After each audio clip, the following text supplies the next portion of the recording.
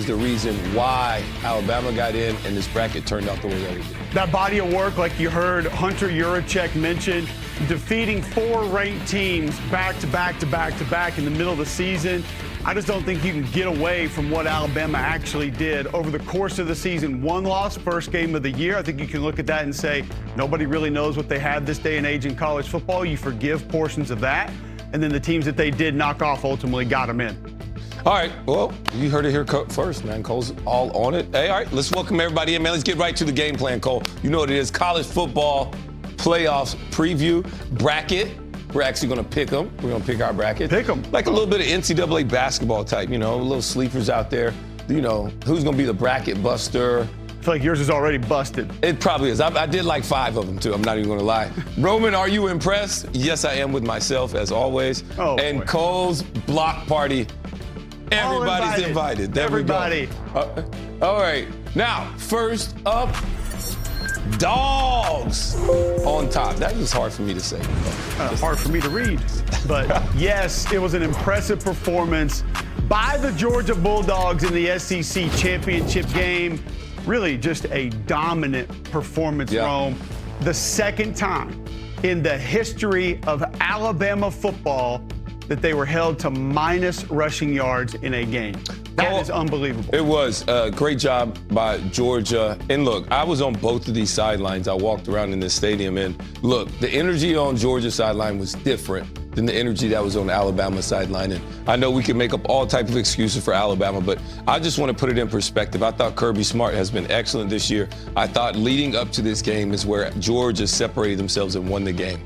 When you hear about the story where they bring in a speaker and he talked to the whole team and said how many days the seniors have been on their campus, over 1,200 and something days that they had been on at the University of Georgia. Then he put up there how many days they had left. And then he asked them, out of all, okay, now if you've beaten Alabama, stand up.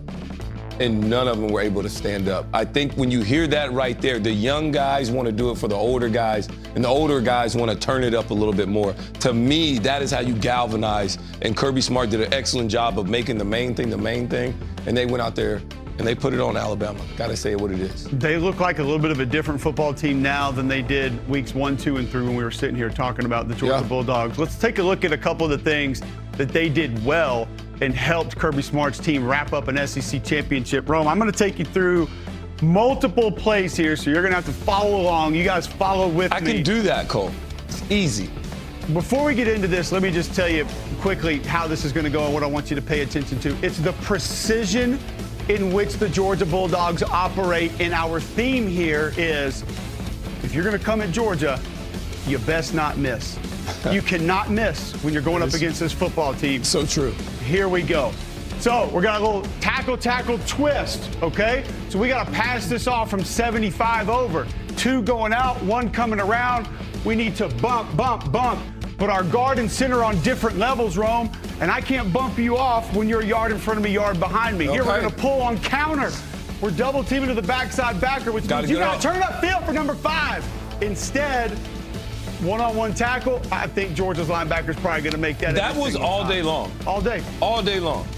All right, back to pass protection. Now we're going to go 3/4 slide protection here. The tackle, Michael Carey's going to be one-on-one. For whatever reason, he decides to turn 33 loose to no one. And not only is 33 going to make the sack, 9 around him is also going to make the sack. Just miscommunication, misunderstanding of the assignment there. And then Gunnar Stockton was great with his eyes, drawing a corner up to the screen, which leaves Lawson Lucky wide open. He did this multiple times in this game, really directing traffic. How does Georgia get that play open every week? Well, because they throw 20 screens a game. But you got to defend those first. All right, we're running a slant to the right. You see Deontay Lawson go too, but James Smith slanting to the left. Well, he's also going up the field. Well, a hole you could drive a truck through right there. Here we go again. We're slanting. But if you're going to slant, Rome, get into your gap. You got to get all the way. You can't get cut off right there. Space. You have Just a little shoulder shimmy from 56, and next thing you know, it's 15 yards upfield. And that was to kind of seal the game right there, too. Yes. That was one of the last first downs that Georgia was able to get. Alabama needed to get a stop. And it's on 3rd and 12 and they can't get a stop with a simple run play downhill. So. The precision you saw, like if you were that D tackle on one of those twists, so you're going upfield right here, you see Raylan Wilson coming. I mean, he is hugging like right there. Yeah. You see so many of those guys, they're going all the way outside the other keep tackle. it tight. They're getting 2 or 3 guards around. This defense does it different, man, and that's why Alabama recognized what was happening. But when you recognize it, you cannot miss it, or else they're going to make you pay. All right, Cole, I want to start right here with KJ Bolden, a play that he made earlier in this game. I thought it was great excellent. Game, I thought he played so good. Here we go. Let me talk about who he is. He's right there, okay, right there in the middle of your field.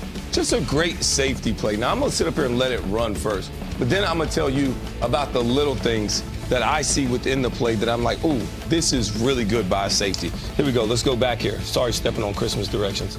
All right, here we go. So as the play starts, Cole, you see right here, look where his eyes are at. So he's reading the mesh. He's reading the bunch right here.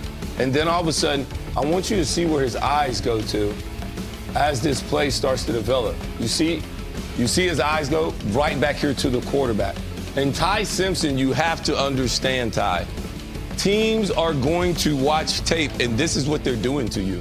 And so when you see that, now he's just going to go try and steal something across right here. It's the same thing that Auburn did to him. It's the same thing Auburn did multiple times in that game. And so now everybody, the film is out. So this is what everybody's lining up to do versus Alabama because they love throwing the ball over the middle of the field. And all you got to do is just get a hand on it. It's a lot of traffic in there, Cole. He tipped that ball. Is that like we hear middle robber a lot in defense? Yes. Is that essentially what this is? Yes. So he's dropping to the bunch, and then if I don't like it, I can go steal something away. So this is what it is. All right. Now, this is just a bunch of different plays and looks that I'm going to showcase Georgia's defense and their mindset and what I thought that they did an excellent job of. Right here, I thought they understood the assignment, Cole. Brailsford is hurt. He has a huge ankle boot on, and we're going to put a big body on front of this dude all game long and make him have to fight pressure with pressure. And I think he struggled with that because he couldn't push off. And so these were just guys, and they stacked them all game long. They didn't do it. Talk about a lot of different moving pieces here that Georgia did right there, moving, and then all of a sudden you end up with KJ Bolden as your free hitter. And they only had 6 in the box. It wasn't like they overcomplicated it or did anything else. They also, this is why Georgia's playing so much better here. It's because the man-to-man coverage. I felt like Georgia, every throw was contested. every single one of them. And so because they're able to play more man-to-man coverage than what they did early in the season, this is Ellis Robinson right here. Great solid back pedal. And then the biggest thing that he does right here is that he keeps his eyes on the target. He doesn't look back at the quarterback. He doesn't do any of those things. And then that's why you're able to get closer to the catch point. And right here, you want to see this? This is just effort. Yep. Effort right here. And look, Ryan Williams is open on a double move. But Ty Simpson has to get ready to check it down because there's no time in the pocket. And when you're able to get pressure on the quarterback without even having to actually blitz, that's when you know you're salty. That's when you're winning big time. And I thought Georgia won up front on both sides of this game. I thought Alabama on the defensive side, they had too many eye violations. They misfit runs. And all of a sudden you allow assignments. You miss assignments. You also give up a punt block after the second punt in the game. So all these things really push Georgia ahead early, and you got to give them all the credit in the world. And you worry about that, too, with Alabama moving forward, a team that can force you into mistakes, because not many going to do that like Oklahoma can do, and they'll see them in the first round. Obviously, that's going to be a Friday night kick in Norman. Impressive matchup there that we saw last time. Alabama made mistakes, but Oklahoma forced them into those mistakes. Yeah, they did. They did, Cole. And to me, Oklahoma was one of the first teams that put out the blueprint on how to beat Alabama. Pressuring the quarterback from different levels, linebackers, nickels, pressure from second-level guys coming in late, showing one thing, doing another. And all of a sudden, that is, if you don't allow Ty Simpson to be comfortable, that is the formula to beating Alabama. And for me, Cole, the other thing is that can Alabama score enough? Oklahoma doesn't score in bunches, so Alabama has a chance to win this game because Oklahoma doesn't score at a high clip. They have Tate Sandell, the Hoochie Daddy Pants kicker, who's excellent. And then also they have a great defense that goes out there and gets stops. And they have explosiveness from Satania, the wide receiver. Yep. Those are the other big things. They got guys that can make explosive plays. Let me ask you this question about this game. it feels like neither one of these offenses has a foundation. Neither offense has the thing, okay, everything's going wrong. Let's get back to this. And we can lean on that. They can create some explosives. It felt like Alabama did have that. It's gone away a little bit. Like you said, some of the book is out. Does this maybe come down to that?